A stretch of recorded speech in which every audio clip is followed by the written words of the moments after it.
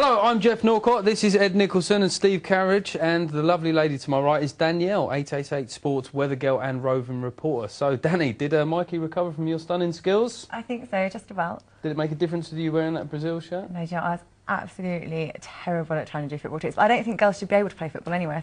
I don't believe in girls playing football. Could you, Steve? I don't. You don't believe in girls playing football? No. It happens. No, I know, but I just don't think it should. It's not for girls. Oh, right, it's not ladylike, is it? We've got a good ladies' national team. Yeah, we have. Second or third best. Steve is a card-carrying feminist, you know? I saw on my niece's little website thing the other day that she was going to play football. I think it's terrible. They shouldn't even have the vote, really, should they, to be fair? No.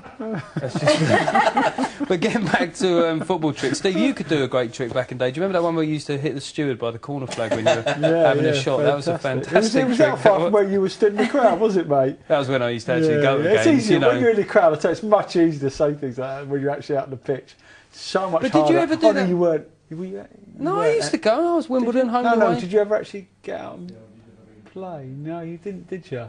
I never played. And them cheat seats, mate, that's the ones you sit in, isn't it? They're easy from there, I'll tell you. Okay, well, you know, it is easy. But did you have a little trick, a little flick over your head or something like that? Not really, no. I think you just do what you can at the time. You never do them in the game, though, do you? That's the main thing. No, I think you just, because if there's certain times in the game, you do it, you're 3 or 4-0 up. I never played this side, it got 3 or 4-0 up. So, but I know what you're saying about. No, stick the ball in the back of the net, though. Tricks for show, shin pads for the pro. Exactly. That's the way it went. So, do something. Yeah, do something now. Yeah. Yeah, come on, balance it on your head or something. Can you? I've got a Swede like you, mate. We could put 2 balls on his head and we could balance them both on his forehead. It'll stick. Okay, we need to actually get with the weather now this weekend, Daniel. So what's he got in store for us? Well, thank you, Jeff. As it's getting much colder now, it's probably the last time you'll see me in a Brazilian shirt. But even worse than that, heavy rain is forecast for Saturday on our 3 games: Spurs versus Everton, Chelsea versus Wolves, and West Ham versus Newcastle. During the day, the temperature will vary between a low of 6 degrees and a high of 11 degrees. On Sunday, it will be raining in Stoke and a cold 6 degrees, and in Manchester, it will also be raining, but a slightly warmer 10 degrees. For the horse racing at Doncaster on Saturday, there will be about 4 millimetres of light rain in the morning, and it will dry out in the afternoon. The going is set to be good to soft. In South Korea for the Grand Prix on Sunday, it will be mostly sunny and a warm 22 degrees. In Goa, there will be isolated thunderstorms when India take on Australia for the 3rd one-day international. If Australia get beaten again, Ricky Ponting's face will certainly look like thunder.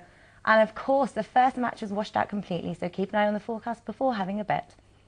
Right, so Danielle, where's your money going this weekend? You got any bets that take your fancy? My money's probably going on a new pair of heels. A new pair of heels? God, I love them, darling. They're very you. Ed has actually got the joke about the Brazilian as well, which was nice. Finally, it took a while. But how will the weather affect the betting this weekend, lads? Well, I think it affects, I mean, the racing, obviously, we say it has a big effect on horse racing. And there's plenty of horses running in the Racing Post Trophy, which you're going to be looking at, which have won on kind of softish going. So if it wasn't to come up softish, that would, I think, have a big effect on the market. They're taking them out, Ed, aren't they? If they're not going on soft now, they're getting scrapped. They're taking horse out the races now, which is good. But the horses for that race, that particular race, would have been entered now, knowing that the ground is good to soft.